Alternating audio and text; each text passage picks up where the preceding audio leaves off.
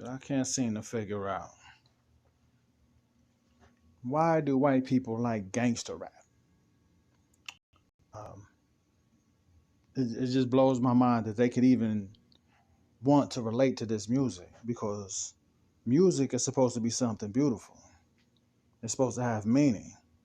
And like a slave will sing a song about the desires of a slave to go back to Africa. That's the song I remember. Swing low, sweet chariot, coming to carry me home. The chariot was coming to carry our ancestors back to Africa.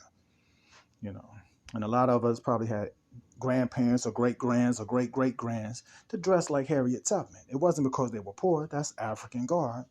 Um, you know, I guess you probably would be a poor person, but yeah, that's how they dressed. You know, or maybe they dress better than that in Africa. You know, it's probably, well, where we came over here, Africa was pretty poor. You know, but like I was saying, people of our color can relate to those songs, even though now people are so cool, people are too fly to appreciate a song from 400 years ago. You know what I'm saying? But white people, for some reason, like gangster rap.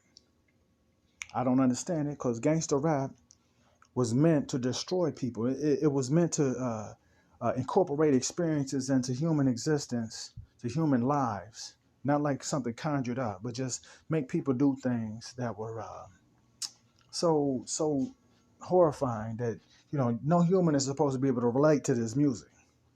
No human being is supposed to be able to relate to killing somebody while you're driving by, or shooting somebody in the head, or you know, having, you know, 9,000 thugs to kill a family or a person that got out of line. You know what I'm saying? No human is supposed to be able to relate to that. But all that came into existence along with gangster rap. And gangster rap, you know, sometimes it was life imitating art, sometimes it was art imitating life, but now it's just a reality. So I don't understand what white people get out of gangster rap. It's got a nice beat, some of them do, but the song is supposed to have meaning. And you know, you got these rappers that become directors and movie producers. 50 Cent makes movies. Nothing, everything he makes is about the streets. You know what I'm saying? If that's the best story you can come up with, why does Hollywood keep funding it? You know what I'm saying? Why do they keep funding it?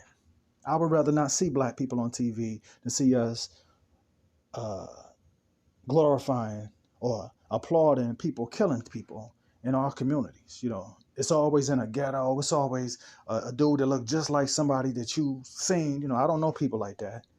These are new types of niggas, and they killing each other, but scripted. You know, it's a script. They pretending to do it. You know, it's like they love it and they want it to happen. Then they give them awards for this stuff. These are horrifying things. You know, because the way I see it, in every society on earth, you've always had that rebel society. You know, they're gonna take over everything, shut everything down. But when the people fall back, you know, they got shut down and ran out of town or killed or exterminated. You know, even the Egyptians had the Hyksos. A lot of people I used to think the Hyksos were Asian and Semitic people. It's not the case. They never even ruled Egypt, is what I'm seeing.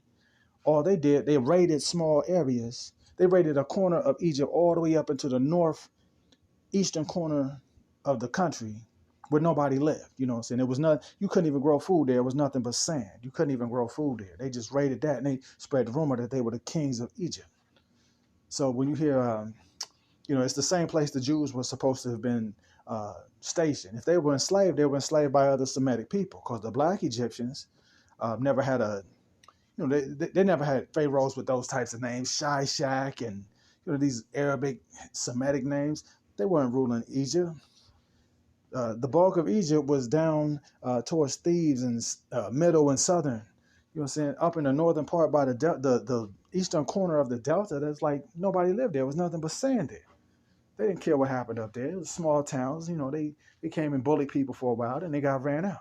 But they said they were mysterious people because nobody knew who they were. They was Chinese people, Indian, Semitic, all kinds of people.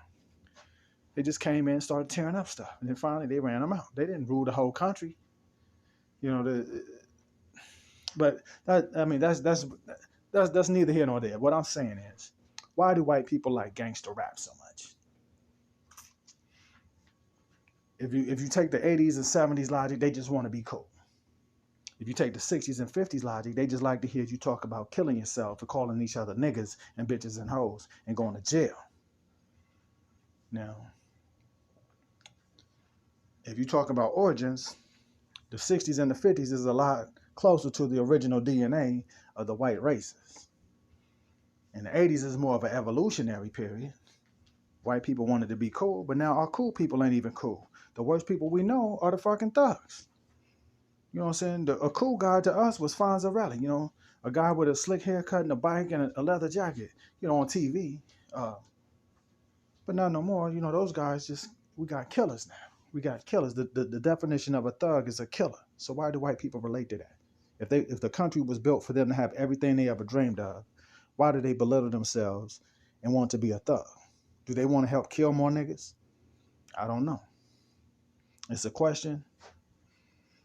Nobody's going to answer it except for a black person. Somebody from Islam would answer it. They'll tell the truth. I wouldn't trust the Israelite because they love thugs. I wouldn't trust a thug because they love thugs. And a thug kills black people, which is the same motive of a Ku Klux Klansman. So who are these rap fans that don't like positive rap? Because white people used to like MC Hammer and Young MC. They did nothing but positive records. Now all of a sudden they love thugs and killers and shooting niggas, and you know, I don't get it. I don't get it. Pop rap used to be white people's favorite kind of hip hop.